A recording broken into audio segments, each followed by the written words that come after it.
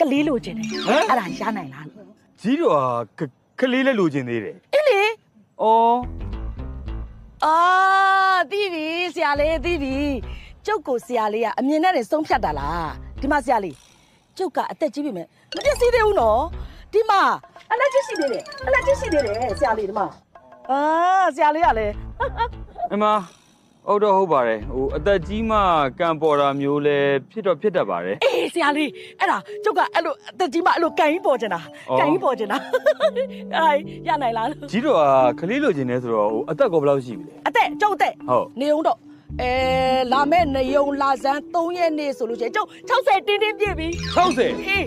အသက်60ပြည့်တာကိုကလေးကလိုချင်သေးတယ် ဟုတ်တယ်လေတော့ဘာဖြစ်လို့တော့ ဒုက္ခပဲ ဘာဖြစ်လို့တော့အား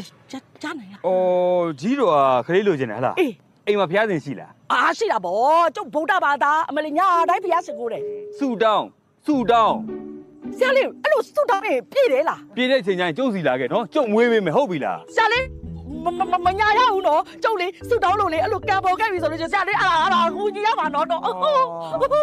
ဆိုးနေဖြစ်စင်မဟုတ်တာတွေပဲလာပြောနေလာ တကယ်ပြောတာနော်